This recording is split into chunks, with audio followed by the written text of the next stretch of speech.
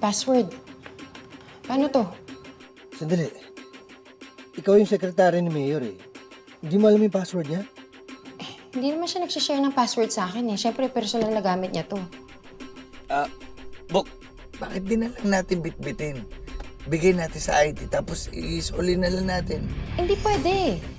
Pag bumalik dito si Mayor at nakita niyang wala yung laptop niya, ako yung mapagbibintangan. Hindi, sige. Ganito na lang. Hulaan na lang natin. Usually yung mga ganyan, 10 tries bago mag-lock. Ako, meron ako. Feeling ko kasi narcissist to si Mayor. So, i-type mo. Mayor Glenn. One word, capital M, capital G. Mayor. Ayaw. Paano? Ikaw, wala ka bang suggestion? Pwede yung last name niya. Guerrero. Sige, subukan mo yan. Guerrero. Ayaw din. Hindi, ganito. Minsan yung iba, hindi nila pinapalitan yung password eh. Ginagamit lang yung default. Kaya ngayon naman, subukan mo. 1, 2, 3, 4, 5, 6, 7, 8.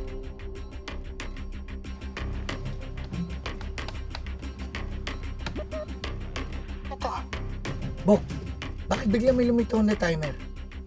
Hindi, ano to, safety feature rin ng ibang computer eh. Para ma-prevent yung brute force attack. Mas madaming tries, mas matagal yung waiting time. Teka lang, ibig sabihin pag hindi natin nahulaan yung password at ginamit ni Mayor tong laptop, makikita niya yung timer. Oo.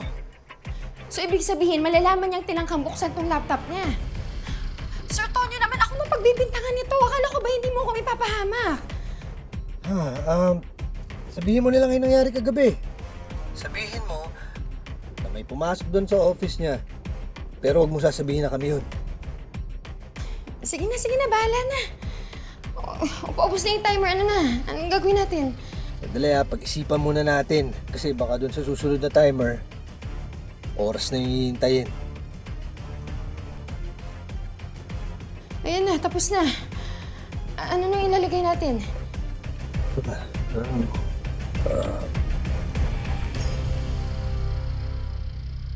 Sorry, Faye. Kapatid kita. Dapat pinuprotektahan kita. Hindi ko dapat hinayaang marinig mo lahat ng yun. Pasensya ka na. Antes, hindi mo kailangan mag-sorry. Si Mami dapat yung nagsasorry. Ako dapat yung nagsasorry. At from the bottom of my heart. I'm really sorry sa lahat ng nagawa ng mami ko. Kung totoo nga na pinapalitin. I'm really sorry. Totoo, Faye. Yun ang totoo.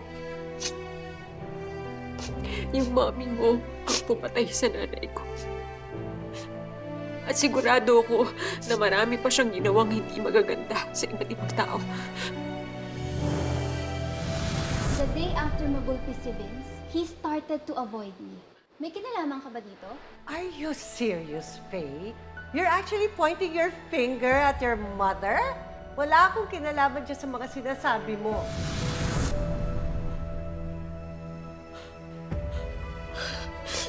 Oh my gosh.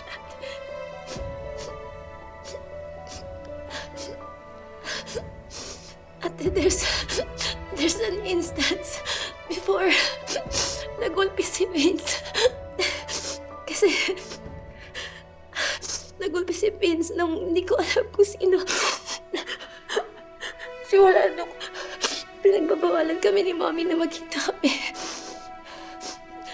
Wala naman akong hindi ko naman inisip na si Mommy yun eh. Pero now, I'm sure may kinalaman si Mommy doon.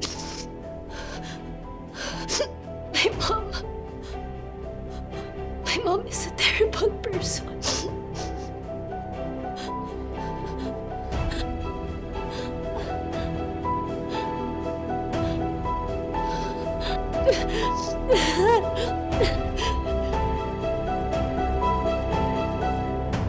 Cecilia, thanks for waiting for me.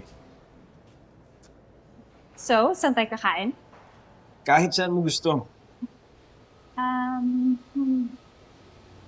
Teka, parang naiwanan ko yata yung wallet ko sa office. Balikan ko lang ah. Wait for me here. Okay. So sorry. Sige, wait lang. Sandali. Di ba sinabi mo kanina umalis si Mayor? Saan ba siya pumunta? May lunch date sila ni Doc Cecilia. Yun yung password. Ano password doon sa sinabi ni Ella? Ella, try mo Cecilia. No caps. Cecilia. Ayan! Gumana! Oh, pasok! Sabi ng hamat! Yes, okay. Oh, I understand. Maglalansyang ako. Kausapin kita mamaya ulit. Okay, thank you. Ella, Sir, ano pa ginagawa mo dito?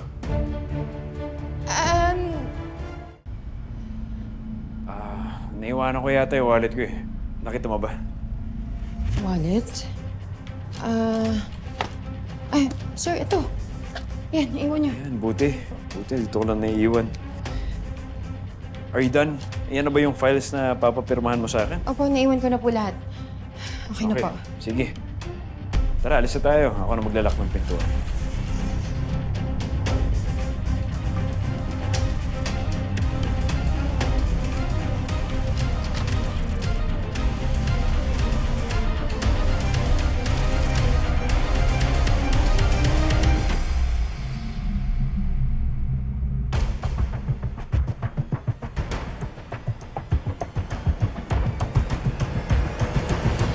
Buti na lang mabait si na Mayor Glenn at Faye, no?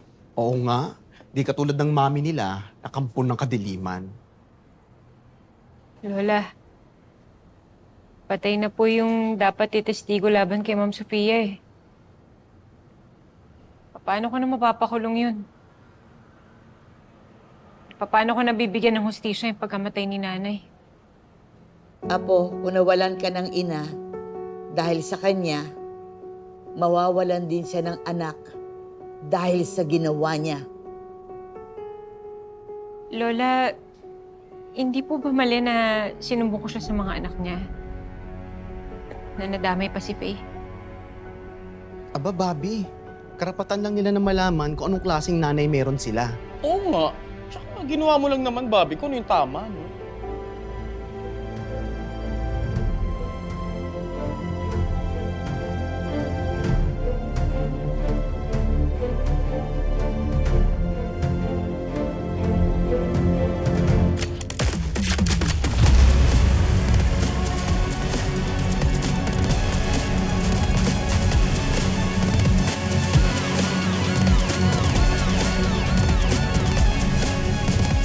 Good luck mamaya doon sa munisipyo, ah. Sana nandun talaga sa laptop ni Mayor yung mga ebidensyang kailangan natin makuha. Kailangan makarating agad kayo ngayon po. Ano nangyari? Yung Station 12, nagpaplano. Kukunin nila yung laptop mo sa munisipyo mamaya gabi. Ngayon, pwede ka dumaan ngayon. Parang gusto ko kasi makapagkwentuhan eh. Nilakad kasi ako eh. Kaso ba yan? Sama na lang kaya ako. Siguraduhin nyo, wala sila mahuhukay na kahit ano laban sa akin. Nagawa na namin ng paraan. Auto-cleaning na, deep cleansing pa, para mas sigurado.